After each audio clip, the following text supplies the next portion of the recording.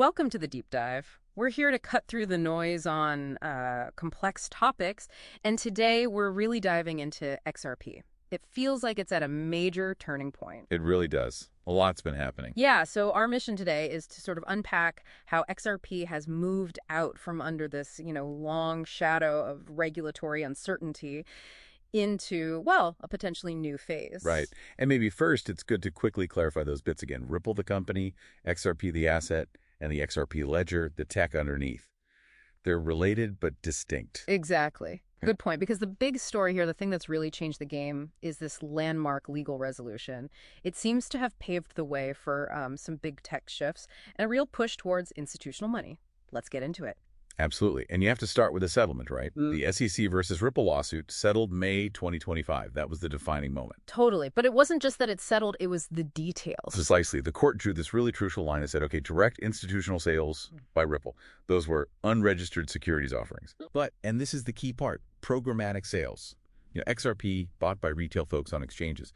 Those were not deemed securities. And that distinction, that was massive, wasn't it? That provided the clarity everyone was waiting for. Huge, yeah.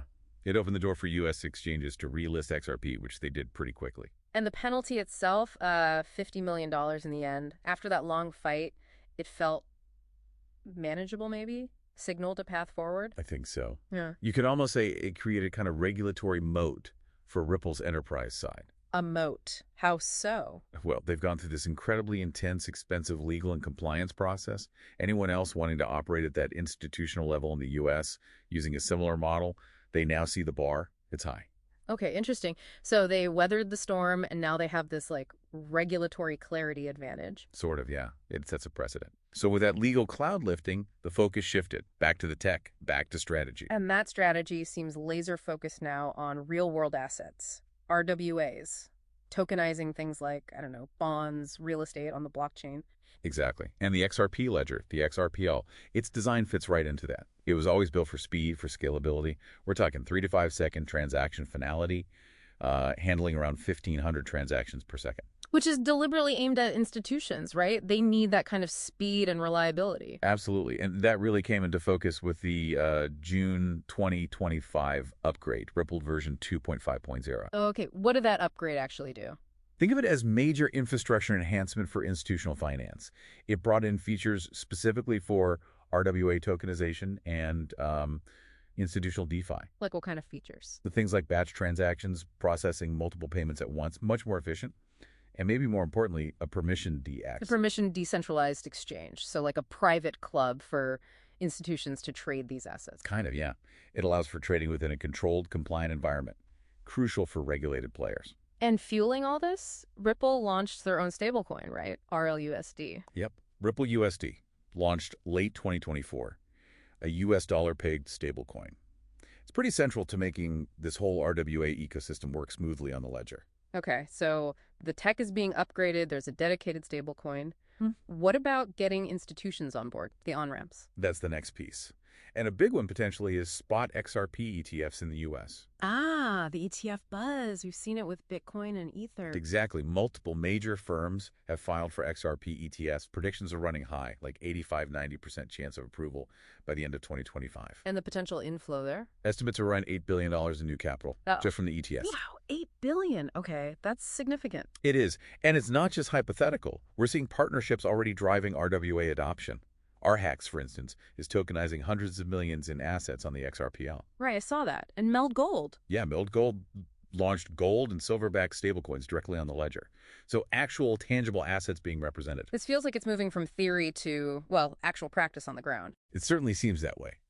And one more subtle thing that helped ease the path, especially for U.S. banks. What's that? The Federal Reserve changed its policy, removing reputational risk, specifically tied to dealing with crypto or blockchain firms under certain conditions. Ah, okay. So banks became less worried about, getting in trouble just for associating with this space? Essentially, yes. It lowered a barrier, making it easier for traditional finance to engage. And the market noticed all this, presumably. Oh, yeah. XRP had that massive rally late 2024. Like 500, 600%. Hit around $3.40 in January 2025. And the number of holders grew too. Significantly. doubled between October 24 and May 25. It climbed back up the market cap rankings third largest if you exclude stablecoins. Interesting. And what's notable is its price action. It seems quite narrative-driven, meaning its price seems less tied to the general crypto market swings like Bitcoin's movements, and more tied to its own specific news and progress the lawsuit outcome, the RWA developments. It shows a lower correlation. So it's kind of carving its own path based on its specific situation. It appears that way, yes, making it a somewhat distinct case in the crypto space right now. Okay, so wrapping this up, it feels like XRP has genuinely pivoted from, years of just trying to survive that legal battle to now actively executing a strategy. A very focused strategy on institutional finance and RWAs. Right. The whole investment thesis seems to have evolved. It's now much more about becoming this compliant institutional-grade ledger for tokenized real-world value. So the final thought for you, our listeners, given this pretty dramatic shift we've just unpacked, how might XRP's unique journey navigating the SEC, pivoting hard to RWAs, how might that influence the regulatory path and maybe the mainstream adoption for other digital assets? Or has XRP just carved out its own very specific niche in the future of finance? Something to think about.